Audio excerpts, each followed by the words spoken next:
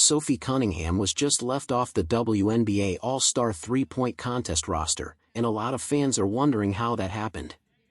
She currently owns the second-best three-point shooting percentage in the entire league this season, yet somehow her name wasn't included among the 6 players selected. Now, Caitlin Clark, one of Cunningham's closest teammates on the Indiana Fever, has finally responded to the situation. It wasn't through a tweet or a comment in an interview. Instead, she addressed it in a way that's already getting the entire league talking. By the end of this video, you'll understand why Clark finally decided she couldn't stay silent anymore. Why do you think the WNBA left Sophie Cunningham out of the three-point contest? Let everyone know your thoughts in the comments below. On baseline, 2 seconds, 1 second, Cunningham hits it! Now, we could have dribbled it out, didn't secure it. Cunningham gets hit. Up here at the end of this third quarter. Ooh, Cunningham from the hash mark. Yes, ma'am! Sophie Cunningham saying Caitlin Clark. You gonna sing for us? You don't want that. Cunningham drills it. So, after everything that's happened, this is where the conversation ends. One team is focused on winning games and setting records, while the other has spent the last few days surrounded by controversy. Critics argue that one side has kept the focus on basketball, while the other has allowed off-court drama to take center stage. In the end, they believe performances on the court always speak the loudest. What do you think about Angel Reese's actions throughout this situation? Share your thoughts in the comments below. If you enjoyed the video, don't forget to like, subscribe, and turn on notifications for more updates. Thanks for watching, and we'll see you in the next video. Clark now with it. Clark kicks it. Cunningham, pump fake, sidestep 3. Sophie Cunningham hits. Raven Johnson's going a little too early here. Shot clock is turned off. Finds Cunningham. Her 3 is good. Cunningham, deep 3. Got it! Her second of the ball game. Then a minute to go here in the third quarter.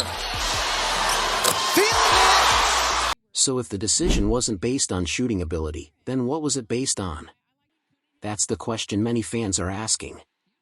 The numbers suggest Sophie Cunningham deserved a spot ahead of at least some of the players who were invited. Once you look at the stats, it's hard to find many basketball reasons for leaving her out, and Cunningham wasn't the only Indiana Fever player left off the list. Aaliyah Boston, one of the league's most efficient shooting post players, wasn't selected. Neither was Kelsey Mitchell, one of the WNBA's most consistent scorers and top three-point shooters. That means 3 Fever players, all among the league's better three-point shooters, were left out of a contest designed to showcase that exact skill. Because of that, many fans don't see it as a coincidence.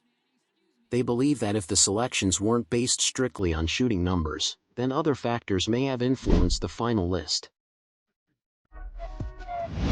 Cunningham sets her feet. That's what she does in the third quarter. There's extra effort. Cunningham will get there. You can bring these folks together. Cunningham. You don't want that. Cunningham drills it. All-Star Weekend is supposed to reward the season a player is having. Play well, shoot well, and produce on the court. That's how most fans think you earn your spot. But the 6-player three-point contest field isn't chosen by stats alone. Coaches, league officials, and media all have input, leading many fans to believe other factors can influence the final selections. Over the past 2 seasons, many Fever fans believe Indiana players have repeatedly been overlooked despite the team's growing popularity. They point to Caitlin Clark, Sophie Cunningham, and others receiving less recognition than they felt their performances deserved. At the same time, the Fever have become one of the WNBA's biggest attractions, selling out arenas and bringing in new fans. That's why many supporters question why more Indiana players aren't featured on the league's biggest stage. To them, the final list reflects more than just shooting numbers, and they see Cunningham's omission as part of a larger pattern rather than a one-time decision. I'm Sophie Cunningham. Do you know what was going through my mind at that moment? It all started when my teammate Caitlin Clark got shoved by DeWanna Bonner while playing defense, and the two got into an argument. Watch the replay. It was clearly a foul by Bonner, but the referees gave Caitlin a technical foul instead. So I walked over and said to the officials, Caitlin got called, but why didn't Bonner? If Caitlin gets a tech, then Bonner should get one too. You can't call just one. While I was talking, I was pointing at Bonner. I never expected that gesture to make her so angry. She kept telling me to stop pointing at her, and that's when I did that stupid pointing gesture. Everyone already remembers the moment. During the confrontation involving Caitlin Clark and DeWanna Bonner earlier this season, Sophie Cunningham turned toward Bonner and pointed in her direction. The entire moment lasted only a few seconds during the live broadcast, but that was all it took for it to become one of the biggest talking points of the Fever's season. Within hours, the clip was being replayed across sports shows, shared all over social media, and reposted in countless different versions as fans continued debating what had happened. I didn't say a single word. I just couldn't help myself. She was losing her mind, and all I was doing was pointing at her. Then, while she was at the free throw line and missed the shot, I did the same stupid gesture again. I honestly couldn't control myself. I never imagined that moment would explode all over the internet, cause such a huge reaction, and eventually become the now viral pointing meme. Now, do you understand? Do you think what I did was stupid?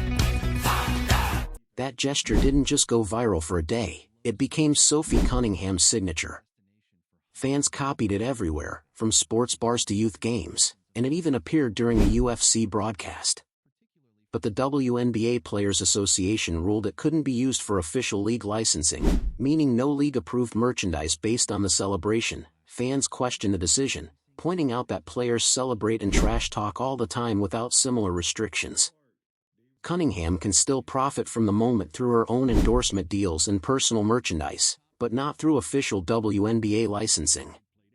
To many fans, that felt inconsistent, especially after she was also left out of the three-point contest. The timing made the frustration even bigger.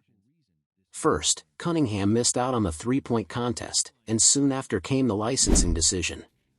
Rather than making a long statement, she responded with a short, sarcastic social media post that quickly grabbed fans' attention.